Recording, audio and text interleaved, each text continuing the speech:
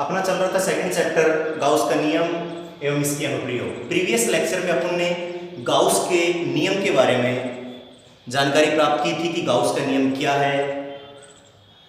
इस नियम के अनुसार किसी बंद पृष्ठ से निर्गत विद्युत फ्लक्स का मान उस बंद पृष्ठ में उपस्थित समस्त आवेशों के बीजगणितीय योग का 1/ε0 होना होता है। और हमने चर्चा की थी फाई ई बराबर सिग्मा क्यू अपॉन ε0 और ये बराबर होता था मैथ से closed surface integration E vector dot D A vector. और इसी का अल्टरनेट गाउस ने दिया था कि कोई काम जाम नहीं है एरिया वेक्टर्स के बीच में कोण कांड देखने की, बस कोई बंद पृष्ठ है उसके अंदर आवेशों का समीकरण देखिए, उसमें ε0 का भाग दे दीजिए।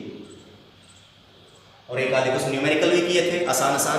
अब उसी बात को आगे बढ़ाते हैं। आज भी गाउस के बारे में, गाउस के नियम के बारे में ही चर्चा करेंगे।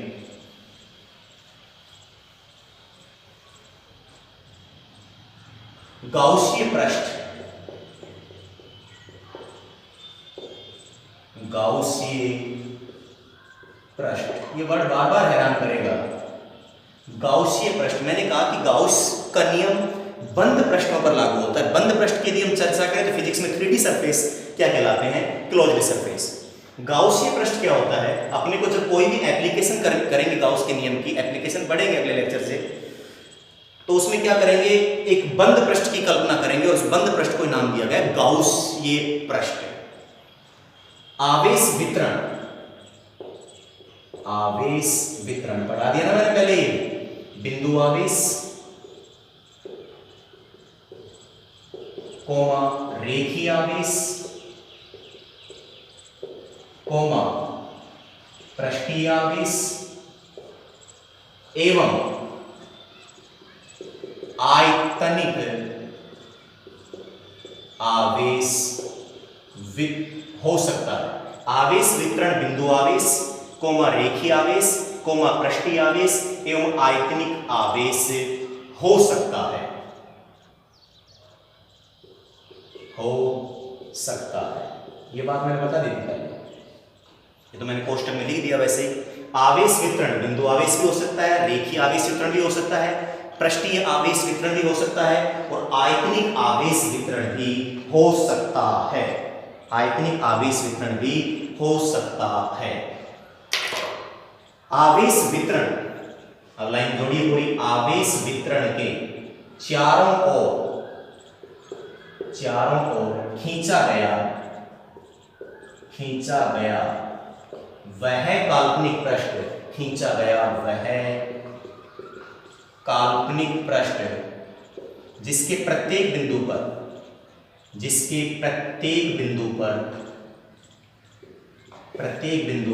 विद्युत क्षेत्र की तीव्रता, जिसके प्रत्येक बिंदु पर विद्युत क्षेत्र की तीव्रता एक समान होती है।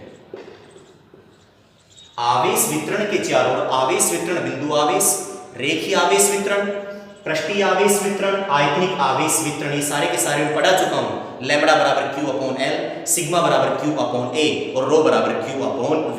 मैंने इनकी पहले चर्चा कर दी थी प्रीवियस लेक्चर में। आवेश वितरण के चारों ओर खींचा गया वह काल्पनिक पृष्ठ जिसके प्रत्येक बिंदु पर विद्युत क्षेत्र की तीव्रता एक समान होती है तथा विद्युत क्षेत्र पृष्ठ के समांतर या पृष्ठ के लंबवत होता है। यानी क्या, तो थीटा 0 डिग्री या थीटा 90 डिग्री। वैसे थीटा हो सकता है कुछ भी। मैंने कहा कि गाउस का जो नियम है वो किसी पर भी लग सकता है, बंद पृष्ठ पर, किसी बंद पृष्ठ पर।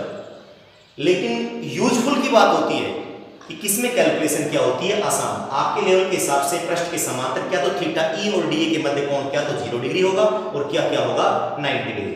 तथा जिसका पृष्ठ समाकलन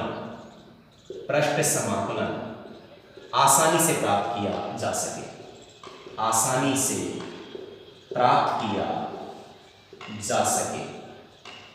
गाउसीय पृष्ठ कहलाता है। दोबारा देखिए, अभी समझ में आएगा जब आगे पढ़ाएंगे। जब आवेश वितरण पढ़ाई दिया, कौन कौन सा वितरण होता है, घनत्व पढ़ा दिया इसी में। आवेश वितरण के चारों ओर खींचा गया वह काल्पनिक पृष्ठ जिसके प्रत्येक बिंदु पर विद्युत क्षेत्र की तीव्रता एक समान होती है तथा विद्युत क्षेत्र पृष्ठ के समांतर या पृष्ठ के लंबवत होता है और जिसका पृष्ठ समाकलन आसानी से प्राप्त किया जा सके, क्या कहलाता है, गाउसीय पृष्ठ कहलाता है। जब भी अपन कोई भी बंद पृष्ठ की कल्पना करेंगे तो उसे क्या बोलेंगे, बंद पृष्ठ को गाउसीय पृष्ठ, गाउसियन सरफेस। प्रत्येक बिंदु पर ई समान हो और ई वेक्टर और डी वेक्टर के मध्य कोण क्या तो 0 डिग्री हो और या कितने डिग्री हो, 90 डिग्री, और जिसका पृष्ठ समाकलन, यानी इस लाइन का मतलब समझिए, जिसका पृष्ठ समाकलन, मान लीजिए कोई रेखा है, कोई लाइन है, इसको चार दिया, एक समान रूप से वितरित हो गया। अब अपन ने क्या मान लिया, एक इसके चारों तरफ एक बेलन, ये क्या हो गया, गाउसीय पृष्ठ। क्या है, आगे करेंगे चर्चा इसकी, गाउसीय पृष्ठ जिसका पृष्ठ समाकलन आसानी से प्राप्त किया जा सके। बेलन टाइप का ढक्कन हो गया, पैंदा हो गया और ये वक्रीय सरफेस हो गया। इस कंप्लीट बेलन को अपन 3 पृष्ठों से मिलकर बना मान सकते हैं। कितने पृष्ठों से, 3। निचला वृत्ताकार पृष्ठ S1, कोई भी नाम दे दो, ऊपरी वृत्ताकार पृष्ठ S2 और वक्रीय पृष्ठ या बेलनाकार पृष्ठ S3, जिसको टुकड़ों में आसानी से तोड़ा जा सके। अगर इसकी बात करें, इस पर एरिया वेक्टर 3D सरफेस है तो एरिया वेक्टर यानी DA वेक्टर इधर और E वेक्टर इधर, एंगल कितने डिग्री, 90। यहां पर भी एरिया वेक्टर इधर, E वेक्टर इधर, एंगल कितने डिग्री, 90 डिग्री। यहां पर एरिया वेक्टर इधर और E भी इधर, एंगल कितने डिग्री, इन दोनों केसों में एंगल 90 डिग्री। और इस केस में चाहे इधर लो तो इधर DA वेक्टर, इधर E वेक्टर। अगर हम इधर बात करेंगे इस धनावेश की वजह से, तो E वेक्टर भी इधर ही और DA वेक्टर भी इधर ही, तो एंगल कितने डिग्री, वक्रीय पृष्ठ पर एंगल 0 डिग्री E और DA के बीच में और वृत्तीय पृष्ठ पर एंगल 90 डिग्री। चर्चा करेंगे आगे इन चीजों की। तो आवेश वितरण, गाउसीय पृष्ठ की परिभाषा में आई, आवेश वितरण के चारों ओर खींचा गया वह काल्पनिक पृष्ठ जिसके प्रत्येक बिंदु पर विद्युत क्षेत्र की तीव्रता एक समान होती है तथा विद्युत क्षेत्र पृष्ठ के समांतर या पृष्ठ के लंबवत होता है तथा जिसका पृष्ठ समाकलन आसानी से प्राप्त किया जा सके, गाउसीय पृष्ठ कहलाता है। अब हम बात करेंगे थोड़ी सी, वैसे तो प्रूव तो नहीं कह सकते पहले से कि कूलॉम के नियम से गाउस के नियम की उत्पत्ति, लेकिन लिखा होता है किताबों में, हेडिंग, गाउस के नियम का कोई प्रूफ नहीं है। देखिए, कूलॉम के नियम की सहायता से, कूलॉम के नियम की सहायता से गाउस के नियम की उत्पत्ति, गाउस के नियम की उत्पत्ति यानी फर्स्ट चैप्टर का यूज करेंगे इसमें। कह रहा हूं कि जो पढ़ाया जा रहा है उसे नियमित पढ़े, रफ कोई पेन लेके बैठे, अभ्यास करें, बार बार वीडियो को देखें। कूलॉम के नियम से गाउस के नियम की उत्पत्ति समझिएगा। मंजिल मिल जाएगी आपको, फाई ई बराबर सिग्मा क्यू अपॉन एप्सिलॉन, वही तो होता है गाउस का नियम। ये बिंदु आवेश है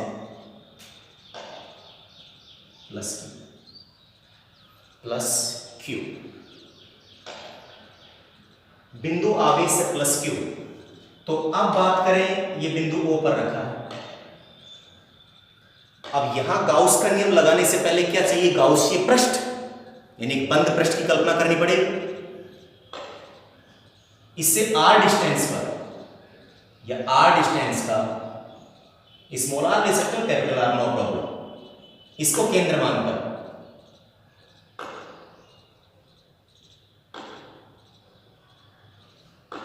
एक वृत्त खींचते हैं, कैपिटल R त्रिज्या, कैपिटल R त्रिज्या का एक वृत्त खींचते हैं। इस पॉइंट चार्ज की वजह से यहां पर इलेक्ट्रिक फील्ड होगा, क्या होगा, इलेक्ट्रिक फील्ड। अब ये अपन ने जो बंद पृष्ठ माना, इसे क्या बोलेंगे हम, गोलीय गाउसीय पृष्ठ। कैसा है, गोलीय गाउसीय पृष्ठ। मेरी परिभाषा पर जाओ, बिंदु आवेश है, रेखीय आवेश भी हो सकता है, पृष्ठीय आवेश भी हो सकता है, आयतनिक आवेश भी हो सकता है। आवेश वितरण के चारों ओर, आवेश वितरण के, ये हो गया आवेश वितरण के चारों ओर खींचा गया वह काल्पनिक पृष्ठ जिसके प्रत्येक बिंदु पर विद्युत क्षेत्र की तीव्रता क्या होती है, एक समान। अब इस पॉइंट चार्ज से r डिस्टेंस है और आपने पढ़ा हुआ है क्या कि बिंदु आवेश से r डिस्टेंस पर, स्मॉल r पढ़ा है आपने, रट के मत रखना। तो r डिस्टेंस पर इलेक्ट्रिक फील्ड होता है E बराबर kq अपॉन कैपिटल R है तो कैपिटल R का होल स्क्वायर। अब यहां से परिधि की ये दूरी भी r ही होगी, ये दूरी भी r होगी, ये दूरी भी r होगी और ये दूरी भी क्या होगी, r। इसका मतलब ये हुआ कि इस परिधि पर कोई बिंदु ले लीजिए, कोई बिंदु इस परिधि पर, सभी जगह इंटेंसिटी ऑफ इलेक्ट्रिक फील्ड का जो मैग्नीट्यूड होगा वो क्या होगा, समान होगा। क्या होगा, समान। तो गाउसियन पृष्ठ पर परिभाषा खरी उतर रही है कि आवेश वितरण यहां पर कौन सा है, बिंदु के चारों ओर खींचा गया वह काल्पनिक पृष्ठ जिसके प्रत्येक बिंदु पर विद्युत क्षेत्र की तीव्रता एक समान होती है तथा विद्युत क्षेत्र पृष्ठ के समांतर या पृष्ठ के लंबवत, क्या तो E वेक्टर और DA वेक्टर के मध्य कोण 0 डिग्री या 90 डिग्री, और जिसका पृष्ठ समाकलन आसानी से प्राप्त किया जा सके। अब इस गोले को तोड़ने की जरूरत नहीं है, तो गोला ही अपने आप को। तो यहां पर अपन एक अल्पांश लेते हैं, क्या लेते हैं, एक अल्पांश DA, DA, DA। अब इस अल्पांश से निर्गत फ्लक्स निकालते हैं। अल्पांश से निर्गत फ्लक्स निकालने के लिए फॉर्मूला क्या होता है, तभी तो कहा था मैंने कि फ्लक्स ढंग से पढ़ लीजिए, d फाई E बराबर E vector dot DA vector. अल्पांश है तो बल रेखाएं भी अल्प ही गुजरेंगी, एरिया जब अल्प है तो फ्लक्स का मान भी क्या होगा, अल्प। अगली स्टेप में 11th क्लास से d फाई E बराबर E dA cos theta. Theta क्या है, थीटा की आवश्यकता महसूस हुई, थीटा क्या है, E वेक्टर व DA वेक्टर के बीच का कोण। विद्युत क्षेत्र की दिशा धनावेश से दूर की ओर, ये हो गया E वेक्टर, क्या हो गया, E वेक्टर। और एरिया वेक्टर क्षेत्रफल की दिशा पृष्ठ पर खींचे गए अभिलंब की दिशा में बाहर की ओर, ये हो गया आपका DA वेक्टर। बोलिए दोनों के मध्य, तो एरिया था अल्पांश DA और ये DA वेक्टर उस पर खींचा गया अभिलंब। बोलिए इन दोनों में एंगल कितने डिग्री, 0 डिग्री। कितने डिग्री, 0। यही नहीं है, आप कहीं भी ले लीजिए, यहां ले लीजिए, यहां ले लीजिए, तो ये तो क्या होगा, E वेक्टर, और इसी डायरेक्शन में क्या होगा, DA वेक्टर। थीटा कितने डिग्री, 0 डिग्री। यहां पर ले लीजिए, चाहे यहां ले लीजिए, यहां पर भी क्या होगा, वो ये तो E वेक्टर और ये क्या होगा, DA वेक्टर। चाहे इधर ले लीजिए, धनावेश से विद्युत क्षेत्र दिशा धनावेश से दूर की ओर, और इसी डायरेक्शन में अल्पांश से लिया तो ये होगा DA वेक्टर। कहीं भी ले लीजिए, मर्जी है आपकी, क्योंकि सारी डिस्टेंस क्या है आपस में बराबर, परिधि केंद्र से दूरी। तो intensity of electric field E बराबर k के ऊपर E का मान भी क्या होगा, सभी जगह समान। ओके, तो चूंकि E vector parallelly DA vector अगर ऐसा है तो angle theta is equal to 0 degree, तो d फाई E बराबर क्या आ गया, d फाई E बराबर E DA cos 0 डिग्री, और d फाई E बराबर E DA, d phi E बराबर E DA। ये आ गया इस अल्पांश से निर्गत फ्लक्स। संपूर्ण पृष्ठ से निर्गत फ्लक्स, संपूर्ण पृष्ठ से निर्गत फ्लक्स क्या, फाई E बराबर integration closed surface integration E vector dot DA vector, E vector dot DA vector. ये ऐसे कर दीजिए, अपन ने तो एंगल लगा ही लिया, तो यहां डायरेक्ट कर दीजिए d फाई E। ऐसे बहुत से अल्पांश होंगे, बहुत से क्या होंगे, अल्पांश। अपन ने यहां देखा कि इस Q आवेश से r डिस्टेंस पर इलेक्ट्रिक फील्ड कितना, E बराबर KQ अपॉन छोटा r या बड़ा, कैपिटल R स्क्वायर। समीकरण ये थी इलेक्ट्रिक फील्ड, सभी जगह समान हो गई। जब रखे वैल्यू तो फाई E बराबर closed surface integration E d phi की वैल्यू कितनी, E DA। फाई E बराबर फाई ई बराबर ई इज कांस्टेंट, तो कांस्टेंट क्या आ जाएगा बाहर, closed surface integration D A. चूंकि closed surface integration D A बराबर, अब ध्यान दीजिएगा, ओनली पृष्ठ का करना है। किसका करना है? पृष्ठ का, वॉल्यूम का नहीं करना है, पृष्ठ का। डी ए छोटे छोटे 500 से मिलकर बना, मान ले इसे। For example DA1, DA1, DA2, DA3 dot dot dot dot dot dot dot dot DAN, surface का पृष्ठ समाकलन करना है, बराबर कैपिटल A बराबर गोले का पृष्ठीय क्षेत्रफल 4 पाई r स्क्वायर, कंप्लीट एरिया 4 पाई, रेडियस क्या है? कैपिटल R, स्मॉल r होता है, स्मॉल r a होता है, स्मॉल 4 पाई r स्क्वायर गोले का पृष्ठीय क्षेत्रफल, गोले का पृष्ठीय क्षेत्रफल। तो क्या आता है? फाई ई बराबर ई इंटू 4 पाई r स्क्वायर।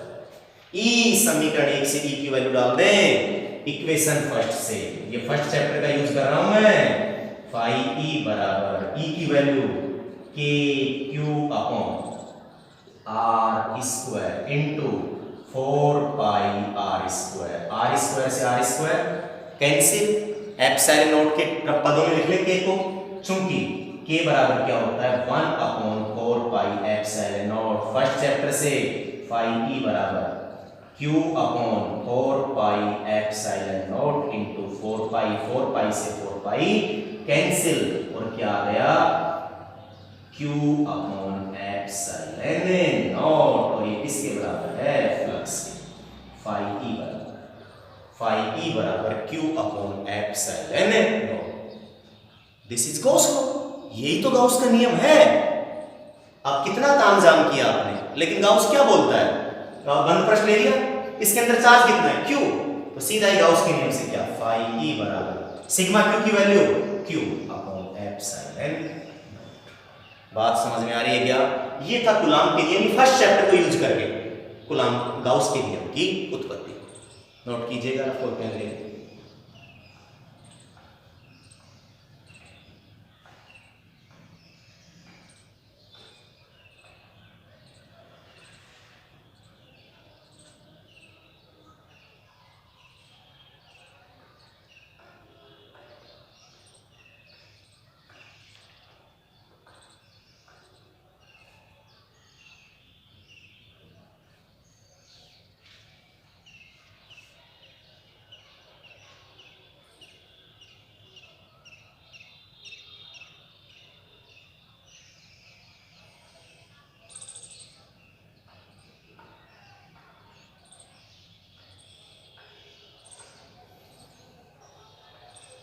पॉज करके नोट कर सकते हो आप।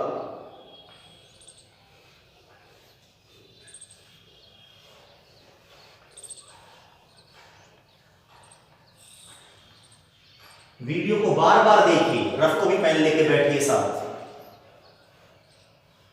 कई बच्चों के कॉल आ रहे हैं मेरे को, सर नोट्स कब भेजोगे? नोट्स कुछ नहीं है, जब भी विद्यालय कभी खुलेंगे या जैसा भी होगा तो नोट्स आपको प्रोवाइड करवा दिए जाएंगे। नोट्स कुछ बचा ही नहीं है अगर आपकी वीडियो समझ में आ रही है और आप रफ को पेन लेके आपके ये सारा मामला आपके दिमाग में सेट हो रहा है।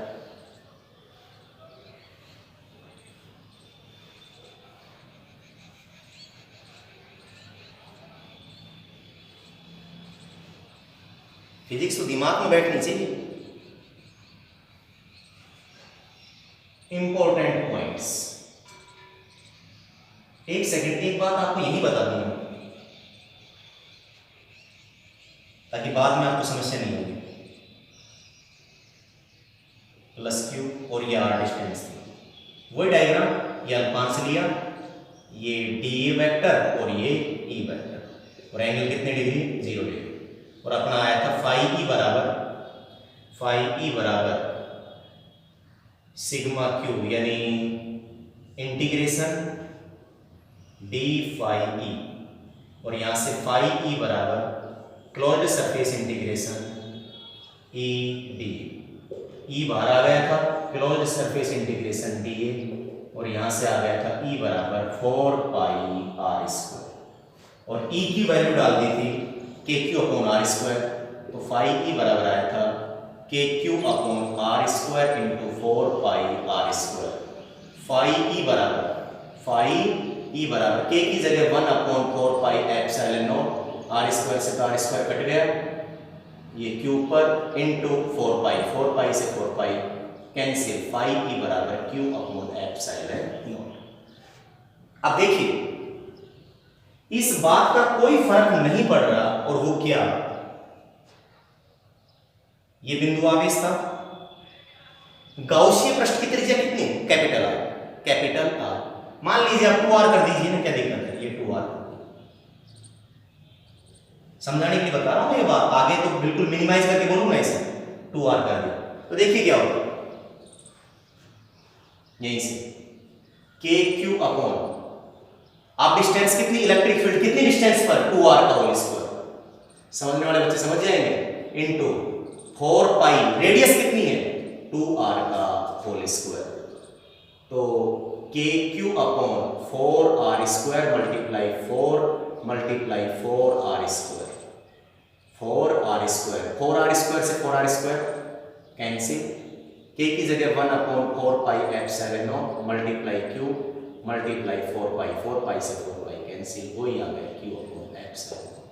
किस बात के बारे में बताना चाहता था मैं आपको ये बात बताना चाहता हूं कि जो गाउसियन बंद पृष्ठ से निर्गत फ्लक्स का मान, किसी बंद पृष्ठ से निर्गत फ्लक्स का मान गाउसियन पृष्ठ की त्रिज्या पर निर्भर नहीं करता, चाहे छोटा गाउसियन पृष्ठ हो चाहे बड़ा। अपन ने पहले रेडियस r थी तो भी निर्गत फ्लक्स इतना ही आ रहा था, फिर अपन ने गाउसियन पृष्ठ की त्रिज्या बढ़ा दी 2r कर दी तो भी फ्लक्स इतना ही आ रहा है।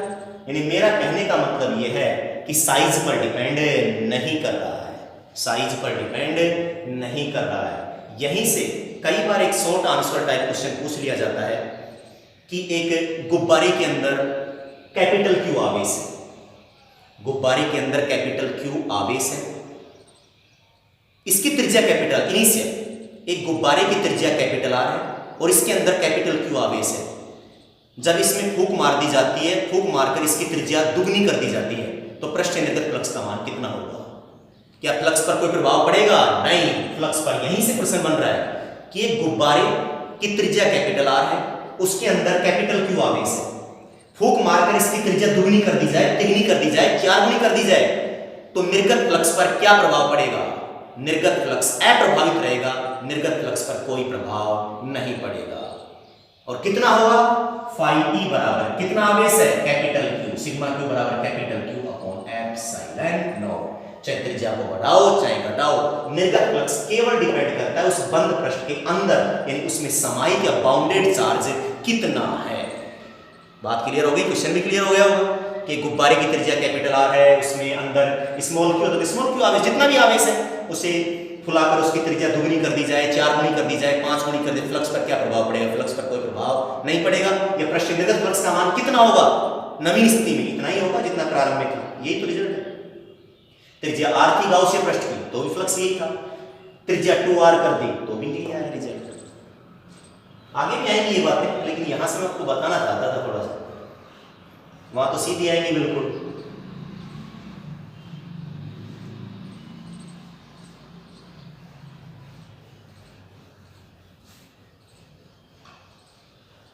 वैसे तो होगा उसका नहीं, लेकिन बारीकी से नहीं हुआ है।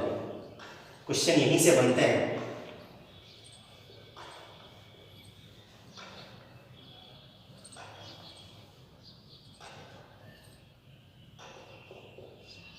इंपॉर्टेंट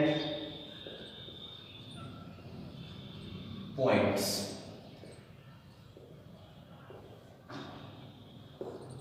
रोमन फर्स्ट पॉइंट, पहला पॉइंट, महत्वपूर्ण बिंदुओं में कुछ अच्छी बातें, महत्वपूर्ण बातें। चाहे विद्युत क्षेत्र समान हो या असमान, मैं बता चुका हूं, समरूप या असमरूप, उसके अंदर कोई बंद पृष्ठ हो,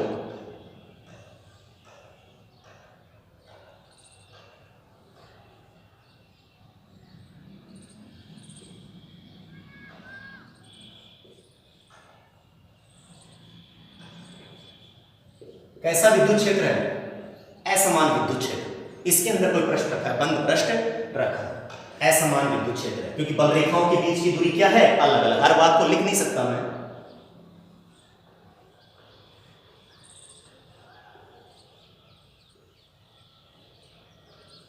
सब बातें बताइए कहीं ना कहीं। ये कैसा विद्युत क्षेत्र है? समरूप विद्युत क्षेत्र। कैसा है? समरूप विद्युत क्षेत्र। मेरा पॉइंट सुनिए पहला क्या है। यदि विद्युत क्षेत्र में चाहे वो समान हो या असमान, समान बोले तो बल रेखाओं के बीच की दूरी समान, समान या समरूप, और बल रेखाओं के बीच की दूरी अलग अलग, यानी क्या? असमान के अंदर कोई पृष्ठ रखा है और उसके अंदर कोई आवेश मौजूद नहीं है। क्या इसके अंदर कोई आवेश मौजूद है? बंद पृष्ठ के अंदर क्या इसके अंदर कोई आवेश मौजूद है? नहीं। तो उस बंद पृष्ठ के निर्गत फ्लक्स का मान ऑलवेज 0 होता है। कितना आएगा? गाउस का नियम लगाएं थोड़ी देर के लिए, sigma Q upon epsilon not. तो चूंकि सिग्मा क्यू बराबर कितना? 0, तो फाई ई बराबर 0 में एप्सिलॉन ये क्या आ गया? 0। यहां पर भी फाई ई बराबर sigma Q upon epsilon not, चूंकि सिग्मा क्यू बराबर 0, अंदर कोई आवेश मौजूद नहीं है, तो फाई ई बराबर 0।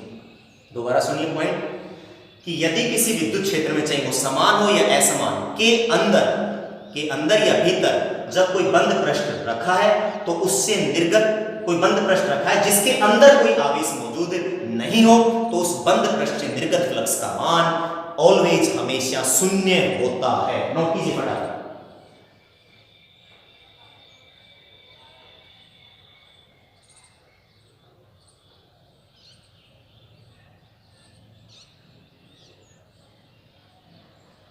इसी बात को मैं दूसरा बिंदु बनाऊंगा, इसी बात को जहां से क्वेश्चन आया था एक बार।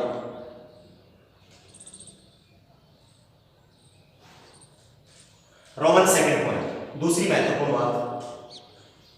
ये तो हमने कहा कि जब उस बंद पृष्ठ के भीतर कोई आवेश मौजूद नहीं हो। विद्युत द्विध्रुव पढ़ा है आपने?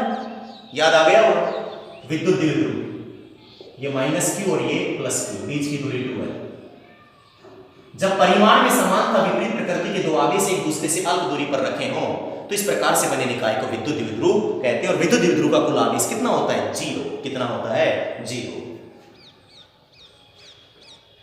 यदि किसी बंद पृष्ठ के भीतर, एक तो बात हो गई कोई आवेश मौजूद ना हो, तो रिजल्ट आया 0। इसी बात को आगे बढ़ाता हूं सेकंड पॉइंट में, इसी पॉइंट में ले लो, मर्जी आपकी। यदि किसी बंद पृष्ठ के भीतर धन तथा ऋणावेशों के परिमाण बराबर हो, धन तथा ऋणावेशों के परिमाण क्या हो? बराबर। कोई बात आ गई? परिमाण बराबर हो तथा प्रकृति क्या हो? अलग अलग है। विद्युत द्विध्रुव हो गया, यानी ये फॉर एग्जांपल ये प्लस क्यू और ये माइनस क्यू, इसी प्रकार ये प्लस क्यू और ये माइनस क्यू। अब बोलिए इन दिस सिचुएशन सिग्मा क्यू कितना आएगा? आवेशों का बीजगणितीय योग, जैसे गणित की संख्याओं को जोड़ते हो, ये Q plus minus minus Q यानी 0, और ये जब 0 तो फ्लक्स का मान भी कितना? 0। यहां पर भी कितना आएगा? 0। ऐसा भी हो सकता था, जरूरी थोड़ी है Q Q plus 2 coulomb minus 2 coulomb, plus 10 coulomb minus 10 coulomb, यानी परिमाण तो समान और प्रकृति कैसी? विपरीत। यानी मेरा कहना, और मैं इसको बिल्कुल समराइज करके बोलूं कि जब किसी बंद पृष्ठ के भीतर कोई विद्युत द्विध्रुव उपस्थित हो, विद्युत द्विध्रुव जब परिमाण में समानता विपरीत प्रकृति के दो आवेश एक दूसरे से अल्प दूरी पर रखे हों तो इस प्रकार से बने निकाय को विद्युत द्विध्रुव कहते हैं। तो उससे निर्गत फ्लक्स का मान कितना आएगा? 0। नोट कर लीजिए।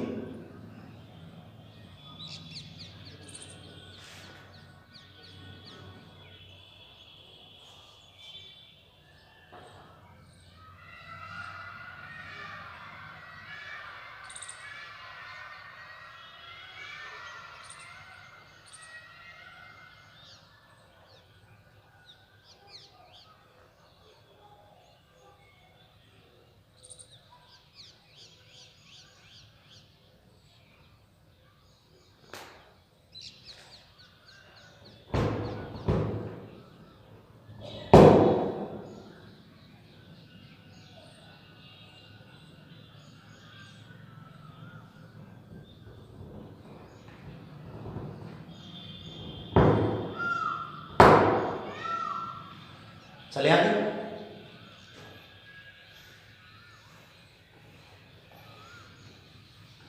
2015 बोर्ड की बात है, यहीं से क्वेश्चन पूछ लिया गया था 1 नंबर का, और वो क्या था?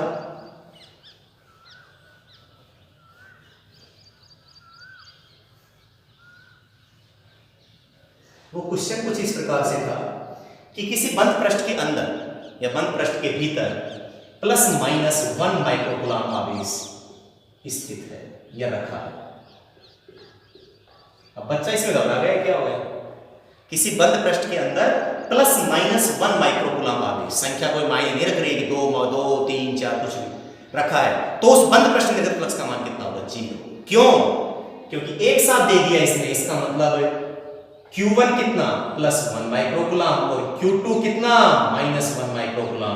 बोलिए सिग्मा Q कितना हो गया? 0।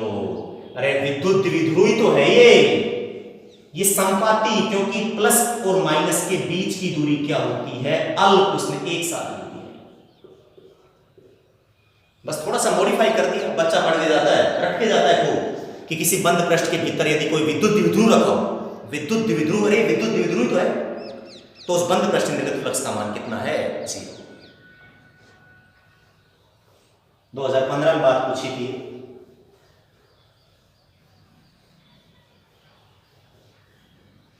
तीसरी बात, किसी बंद पृष्ठ से निर्गत फ्लक्स का मान, किसी बंद पृष्ठ से निर्गत, सुन लीजिए, किसी बंद पृष्ठ से निर्गत फ्लक्स का मान। अब यदि हम लिखते रहेंगे तो बहुत ही कम मटेरियल करवा पाएंगे हम आपको। मैं तो चाहूँ तो लिखता रहूँ आराम से, धीरे धीरे धीरे धीरे धीरे धीरे, तो मटेरियल नहीं हो पाएगा। जितनी चीज हम आपको बताना चाहते हैं उतनी चीज पूरी नहीं हो पाएगी। किसी बंद पृष्ठ से निर्गत फ्लक्स का मान, ये बात मैं करवा चुका हूँ आपको अभी थोड़ी देर पहले। किसी बंद पृष्ठ से निर्गत फ्लक्स का मान उस बंद पृष्ठ के आकार, आकृति एवं क्षेत्रफल पर निर्भर नहीं करता। जो फ्लक्स है, निर्गत फ्लक्स का मान आकार, आकृति एवं क्षेत्रफल पर निर्भर नहीं करता। देखिए कैसे, अब समझिए इस बात को, दोबारा सुनिए। किसी बंद पृष्ठ से निर्गत फ्लक्स का मान उस बंद पृष्ठ के, यानी जो गाउसीय पृष्ठ, उस बंद पृष्ठ के आकार, आकृति एवं क्षेत्रफल पर निर्भर नहीं करता। निर्गत फ्लक्स देखिए कैसे, एक कोई ट्रायंगल है, ये रखा है क्यू चार्ज, क्या रखा है? Q charge. फिर आकार बढ़ा दिया इसका, शेप आप कोई सी भी ले सकते हो बेटा, आकार हो गया, आकृति ट्रायंगल है, अब क्या लेंगे? बोला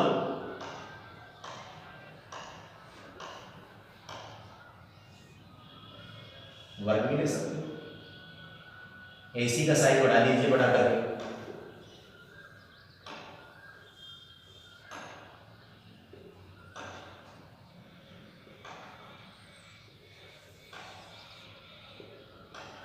इन सभी सिचुएशन में आपके सामने रखी है मैंने सिचुएशन, बताइए इस पृष्ठ निर्गत फ्लक्स का मान फाई ई बराबर, फटाफट गाउस का नियम लगाते जाइए, sigma Q upon epsilon not. Sigma Q कितना है? क्यू, बड़ा क्यू आ जाता है, क्यू अपॉन एप्सिलॉन नॉट। इसमें भी फाई ई बराबर क्यू अपॉन एप्सिलॉन नॉट, इसमें भी फाई ई बराबर क्यू अपॉन एप्सिलॉन नॉट, इसमें भी फाई ई बराबर क्यू अपॉन एप्सिलॉन नॉट, और इसमें भी फाई ई बराबर क्यू अपॉन एप्सिलॉन नॉट। जब सेम आ रहा है तो इस बात का ही तो सूचक है कि किसी बंद पृष्ठ निर्गत फ्लक्स का मान उस बंद पृष्ठ के आकार, आकृति एवं क्षेत्रफल पर निर्भर नहीं करता।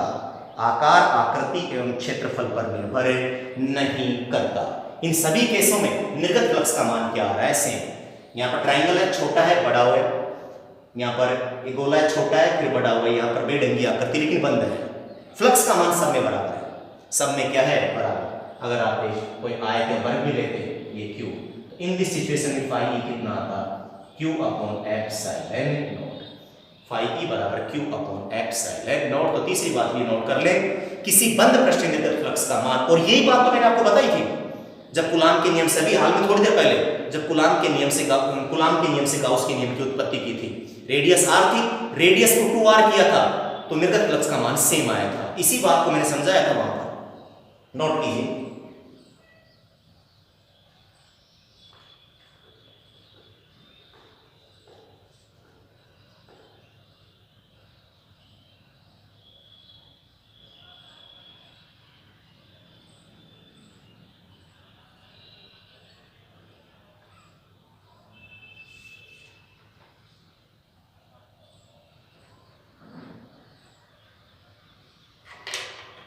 चलिए आगे, चौथी बात,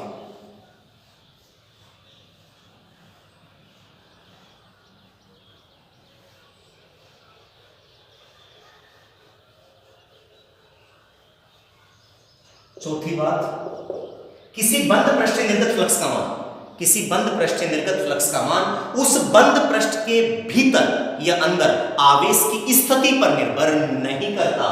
यानी जो फ्लक्स है, बंद पृष्ठ से निर्गत फ्लक्स का मान अंदर आवेश की स्थिति, अंदर आवेश की स्थिति, अभी समझाऊंगा, आवेश की स्थिति पर निर्भर नहीं करता। देखिए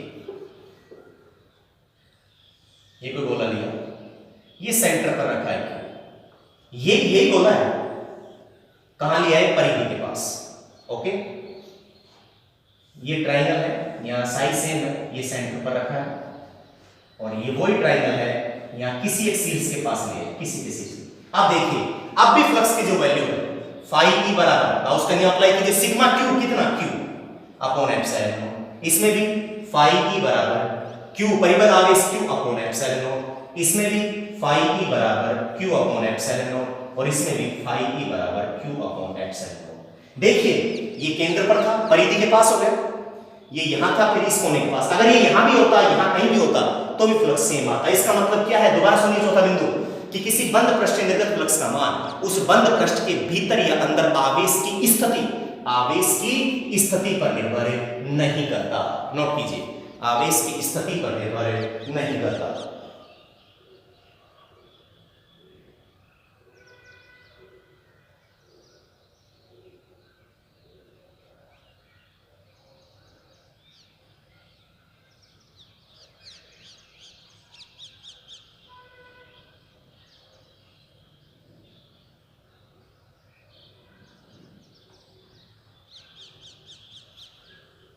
अगली बात पांचवी,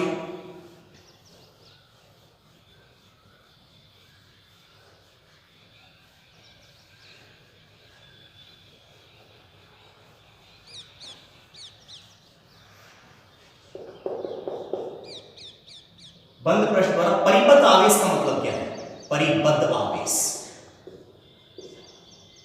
कि परिबद्ध आवेश का मतलब है बंद पृष्ठ, किसी परिबद्ध आवेश का मतलब है किसी बंद पृष्ठ के अंदर उपस्थित आवेशों का बीजगणितीय योग। मान लीजिए कोई सरफेस है, इसमें ये चार्ज है Q1, Q2 माइनस Q3, तो बोलिए सिग्मा Q कितना होगा, जनरली होगा Q1 plus Q2 plus Q3, लेकिन प्लस माइनस क्या होगा, minus Q1 plus Q2 plus Q3 plus minus, एक सेकंड कर लेते हैं, माइनस, जैसे गणित की संख्याएं जोड़ते हो, तो सिग्मा Q बराबर Q1 plus Q2 plus minus minus Q3।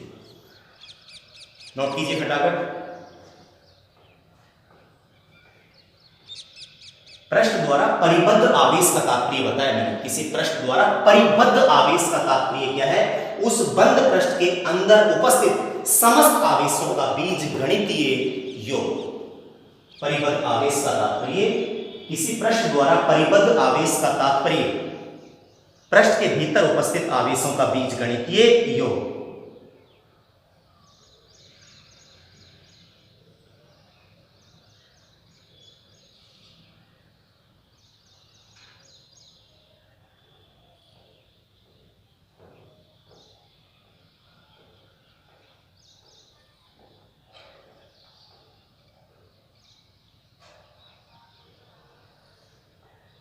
चले आगे,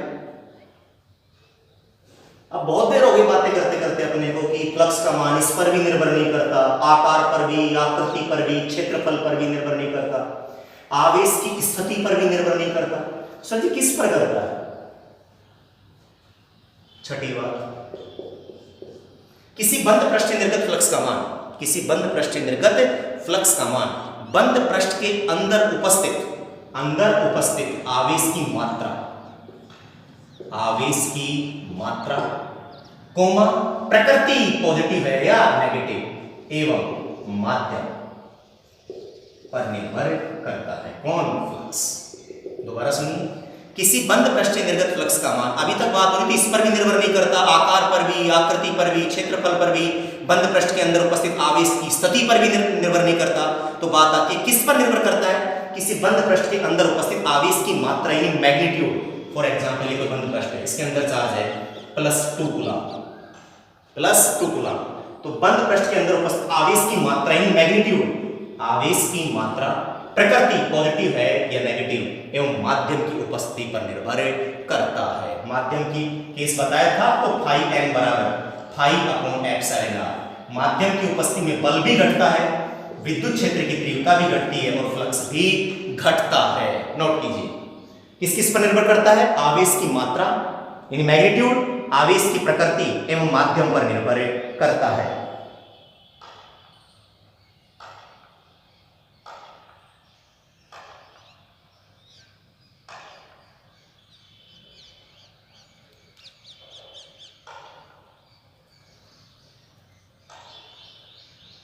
अब एक पॉइंट इसकी चर्चा मैं पहले ही कर चुका हूं कि किसी बंद पृष्ठ निर्गत फ्लक्स को किसी बंद पृष्ठ निर्गत फ्लक्स को क्या मानते हैं? धनात्मक। कुछ बातें थी जिनकी जरूरत आगे पड़ेगी। 7वां पॉइंट, किसी बंद पृष्ठ निर्गत फ्लक्स को किसी बंद पृष्ठ से निर्गत फ्लक्स को क्या मानते हैं? पॉजिटिव। और प्रवेशित फ्लक्स को क्या मानते हैं? नेगेटिव। अब कई बच्चे रटने को उल्टा सीधा कर देते हैं। धनावेश से बल रेखाएं निकलती हैं, टेक्निक रखो ना थोड़ी सी। धनावेश से बल रेखाएं निकलती हैं, फिर ऋणावेश में बल रेखाएं प्रवेश करती हैं। तो यहां पर फाई नेट करवा चुका हूं पहले में, फाई नेट बराबर फाई आउट माइनस फाई इन, न्यूमेरिकल भी करवा चुका हूं इसका। फाई नेट बराबर फाई आउट माइनस फाई इन। फाई आउट निर्गत विद्युत फ्लक्स माइनस प्रवेशित विद्युत फ्लक्स। ओके, यहां से अब मैं चर्चा कर चुका था, फिर दोबारा कर रहा हूं एक बार। किसी बंद पृष्ठ के भीतर, कोई बंद पृष्ठ, मान लीजिए ये कोई घन है, मुंह जुबानी आंसर देना। जितनी बल रेखाएं आ रही हैं, मान लीजिए 3000 बल रेखाएं प्रवेश कर रही है, इसका मतलब फाई इन है। फाई इन बल रेखाएं कह दो या वोल्ट इनटू मीटर, मात्रक लगा दीजिए। 3000 बल रेखाएं आ रही है और 3000 बल रेखाएं निकल रही है। इसका मतलब बल रेखाओं में कोई लॉस नहीं है, कोई लॉस नहीं है। तो बताइए इसके अंदर चार्ज 0, इसके अंदर चार्ज कितना? 0। और आप कैलकुलेशन करके भी निकाल सकते हो। फाई नेट कितना है? 3000 माइनस 3000 0। और जब रूल लगाओगे फाई नेट बराबर sigma Q upon epsilon not, ये 0 आ गया। और जब एप्सिलॉन नॉट किससे गुणा होगा? वज्र गुणा होगा किससे? 0 से। तो सिग्मा क्यू कितना आएगा? 0, क्योंकि फाई नेट कितना हो गया? 0। पहली बात समझ में आई। अब 3000 बल रेखाएं आ रही है और 6000 बल रेखाएं निकल रही है। कितनी बल रेखाएं निकल रही है? 6000। तो मुंह जुबानी 100% हम कह सकते हैं कि इस बंद पृष्ठ के भीतर कोई ना कोई धनावेश है। क्या है? धनावेश, क्योंकि धनावेश तो बल रेखाएं निकाल रहा है, तभी तो 3 से बढ़ी, 4 हुई, 5 हुई, 6 हुई। इसका मतलब 100% इस बंद पृष्ठ के अंदर जो आवेश है उसकी प्रकृति कैसी है? धनावेश। क्योंकि धनावेश बल रेखाएं निकली तभी तो ओवरऑल बल रेखाएं 3 से बढ़ी।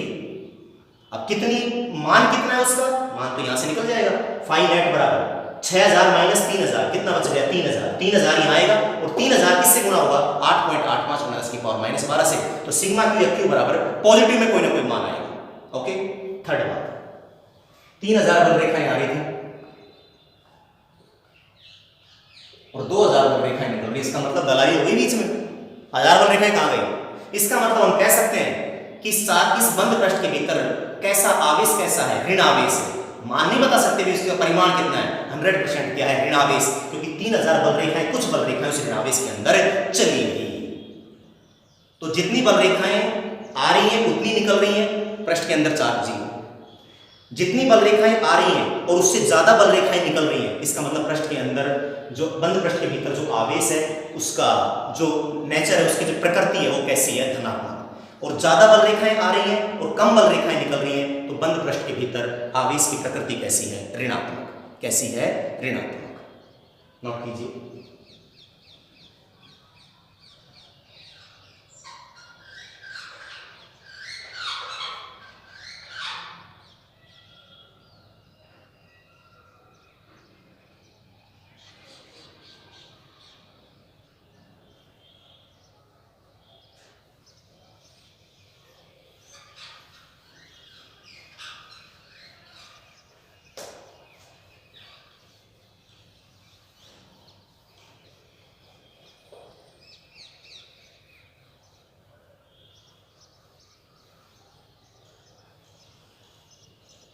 आठवां पॉइंट से कूलाम का नियम निर्वात व माध्यम दोनों के लिए लागू होता है। निर्वात व माध्यम दोनों के लिए लागू होता है। और 9th कूलाम का नियम गाउस का नियम केवल उन्हीं क्षेत्रों के लिए लागू होता है। गाउस का नियम केवल उन्हीं क्षेत्रों के लिए लागू होता है जो कूलाम के व्युत्क्रम वर्ग नियम का पालन करते हैं। व्युत्क्रम वर्ग नियम का पालन करते हैं। कूलाम का नियम यानी गाउस का नियम केवल उन्हीं क्षेत्रों के लिए लागू होता है जो कूलाम के व्युत्क्रम वर्ग नियम का पालन करते हैं। इसी प्रकार से ये 9-10 बिंदु हुए, इंपॉर्टेंट बातें थी जो आपने कर ली गाउस के नियम से संबंधित। मैं थोड़ा सा इनको समराइज कर रहा हूं आपके सामने। क्या बताया मैंने कि कोई बंद पृष्ठ है, चाहे वो समान विद्युत क्षेत्र में रखा हो या असमान विद्युत क्षेत्र में रखा हो, उसके अंदर कोई आवेश मौजूद नहीं है, सिग्मा क्यू 0, तो निर्गत फ्लक्स का मान भी कितना होगा? 0। यदि किसी बंद पृष्ठ के भीतर कोई विद्युत क्षेत्र में कोई बंद पृष्ठ रखा है और उसके अंदर कोई विद्युत द्विध्रुव रखा है, तो भी निर्गत फ्लक्स का मान कितना है? 0। किसी बंद पृष्ठ के निर्गत फ्लक्स का मान उस बंद पृष्ठ के आकार, आकृति और क्षेत्रफल पर निर्भर नहीं करता।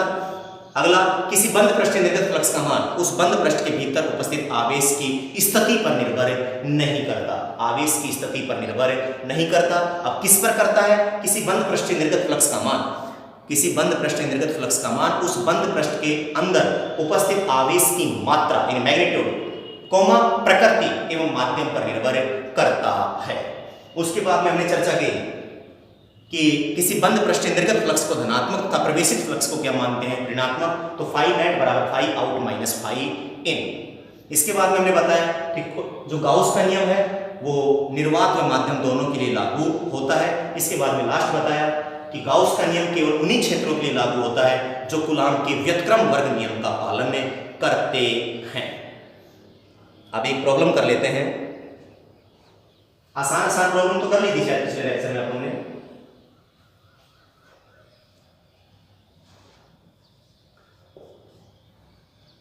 थोड़ा सा लेवल बढ़ाते हैं सवाल का।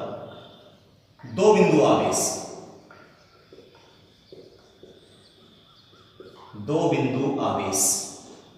कैपिटल Q व -3Q क्रमशः बिंदु कोऑर्डिनेट दे रखे हैं A,0 व 3A,0। अब तक तो क्या था, मैंने क्वेश्चन करवाया था आसान, इसमें मैंने खुद कोई बंद पृष्ठ बना दिया था और उसके अंदर कोई चार्ज रख दिया था और फिर आपसे पूछा था कि इस बंद पृष्ठ के निर्गत फ्लक्स क्या होगा। अब डायग्राम भी आपको बनाना पड़ेगा। आवेश बंद पृष्ठ के अंदर आ रहा है और कौन सा बाहर। थोड़ा सा लेवल बढ़ा दिया सवाल का। दो बिंदु आवेश, तीन भी हो सकते हैं, Q व -3Q क्रमशः कोऑर्डिनेट x, y में A,0 व 3A,0 पर रखे हैं।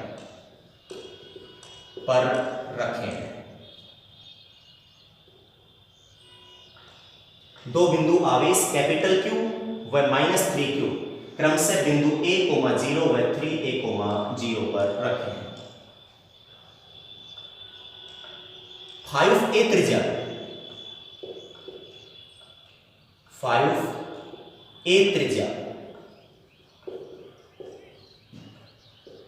के गोले से निर्गत फ्लक्स की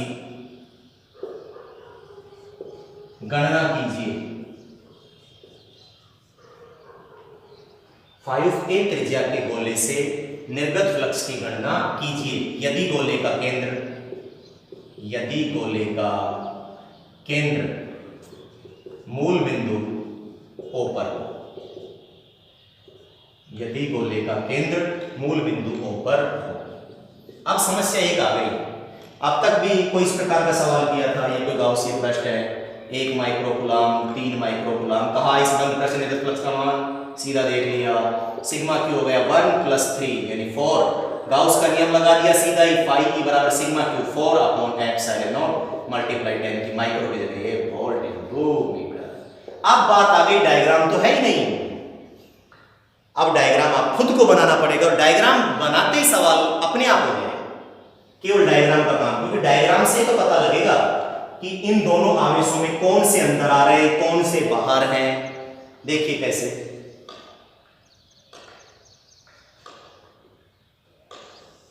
रचना की होगी खूब। ये मूल बिंदु O, ये x एक्सिस और ये y एक्सिस। Q कहां रखा है? a, 0, x अक्ष पर y कोऑर्डिनेट 0, तो कहीं ना कहीं यहां होगा a, 0। कितना रखा है? Q, a, 0। इसी प्रकार कहीं ना कहीं यहां होगा 2a, यहां होगा 3, यहां क्या होगा? 3, यानी 3a, 0। अरे x, अगर ये होता 0, a तो y अक्ष पर होता है, कंफ्यूज बिल्कुल होने की जरूरत नहीं है। तो ये तो a हो गया, ये हो गया 2a और ये हो गया 3a, इस पर रखा है -3। इसी लाइन को यहां पे बढ़ाया। अब इसको केंद्र प्रकार यहां टिकाना है। कितनी त्रिज्या का? 5a त्रिज्या का। यहां कहीं ना कहीं 4a और यहां क्या आ गया? 5। इस पॉइंट के कोऑर्डिनेट होंगे 5a, 0। इसका मतलब O से यहां तक डिस्टेंस क्या है? 5a। 5a जगह क्या है थोड़ी सी मेरे पास?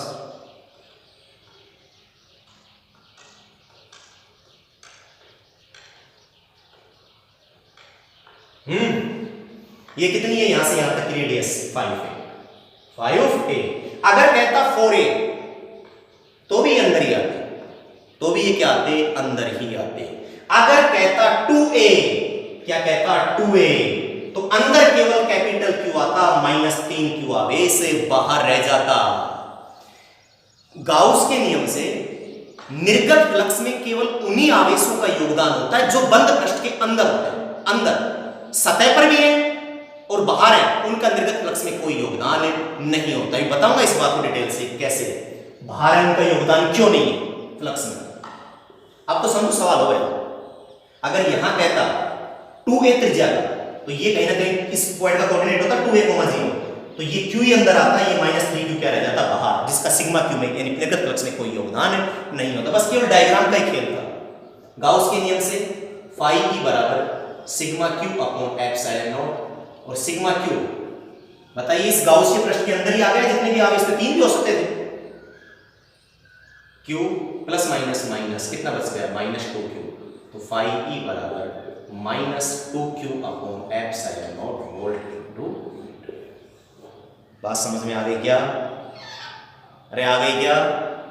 रटे नहीं, सवाल को करने का मेथड समझे। मेरा कहने का मतलब क्या है कि गाउस के नियम से निर्गत फ्लक्स जब निकालते हैं तो केवल उन्हीं आवेशों का योगदान होता है जो उस गाउसीय पृष्ठ के अंदर होते हैं। बाहर हो चाहे सतह पर भी हो, उनका निर्गत फ्लक्स में कोई योगदान नहीं होता। ये बताऊंगा, इस बात को नोट कीजिए।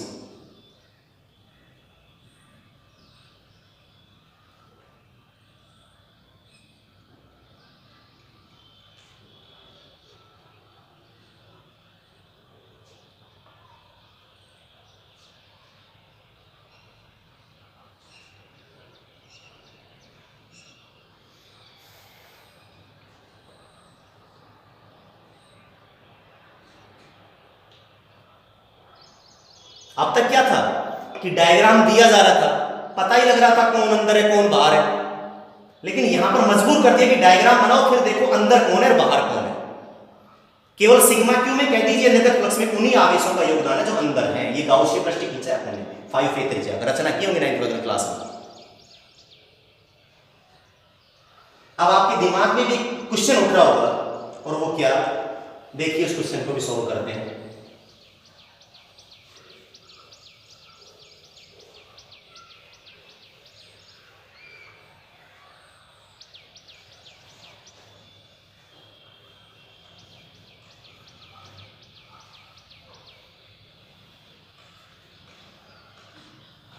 बच्चे बस केवल 3 लाइन याद कर लेते हैं कि इस नियम के अनुसार किसी बंद पृष्ठ के निर्गत फ्लक्स का मान उस बंद पृष्ठ में उपस्थित समस्त आवेशों के बीच गणितीय योग का 1/ε0 होना होता है।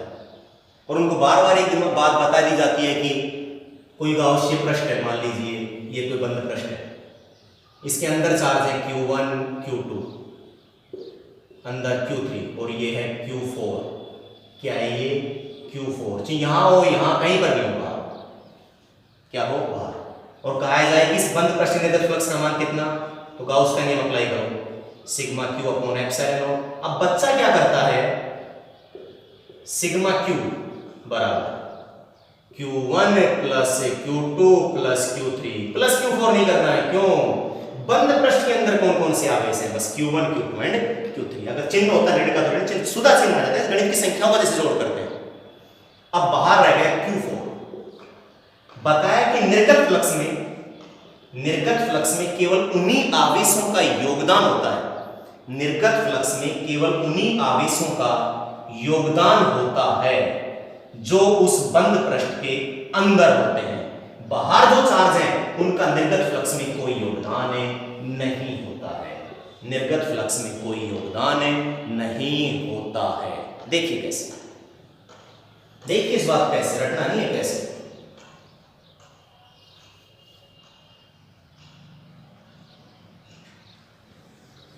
कोई किसी भी आकार का हो सकता है। ये कोई चार्ज है, मान लीजिए Q। क्या है Q? कुछ भी एक्स वाई जेड कोई भी संख्या हो सकती है। अब यहां से बल रेखाएं निकलेंगे विद्युत क्षेत्र से धनावेश से दूर की ओर, धनावेश से दूर की ओर इधर भी निकल सकती है, निकल गई। अब यहां पर देखिए कल्पांश से लिया,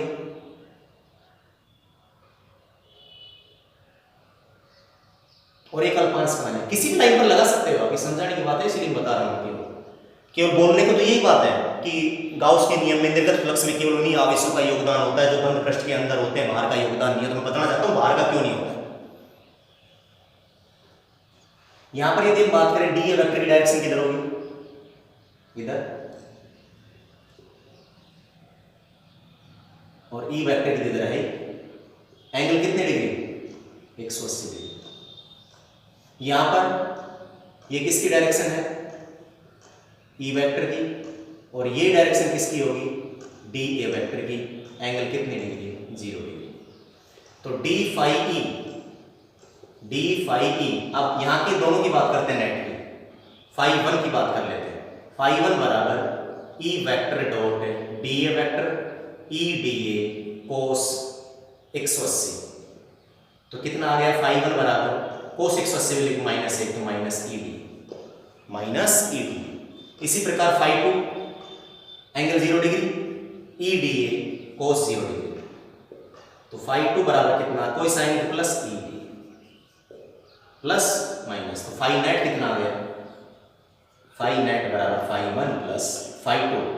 तो फाई नेट बराबर minus E D A plus E D, cancel.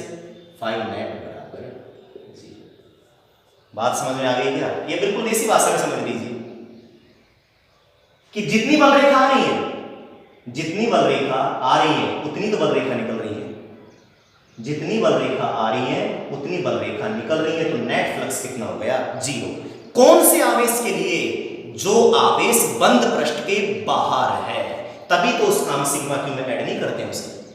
तो बात समझ में आई कि निर्गत फ्लक्स में केवल उन्हीं आवेशों का योगदान होता है जो गाउसियन या बंद पृष्ठ के अंदर होते हैं। बाहर, चाहे बाहर हो चाहे सतह पर भी हो, तो उनका निर्गत फ्लक्स में कोई योगदान नहीं होता है। सिग्मा क्यू में उनको ऐड नहीं करेंगे। बेवकूफ बनाने के लिए आपको बाहर डाल सकता है कि नीचे दिए गए चित्र में पृष्ठ से निर्गत फ्लक्स का मान ज्ञात कीजिए। तो बस पृष्ठ देखना है बंद कौन सा है, किस पृष्ठ की, कौन से बंद पृष्ठ की बात कर रहा है, उसके अंदर नेट चार्ज कितना है, बस। ओके, यहां पर आपको एक तरीका तो यह निकालने का एक तरीका ये, जितनी बल रेखाएं देखो 3 बल रेखा आ रही है प्रवेशित फ्लक्स, और 3 ही क्या हो रही है? निकल रही है। ये क्या हो गया? निर्गत flux. Phi out, phi net बराबर phi out minus phi in. और यही रीजन होता है कि बाहर जो आवेश होता है बंद पृष्ठ के बाहर, उसका निर्गत फ्लक्स में कोई योगदान नहीं होता है।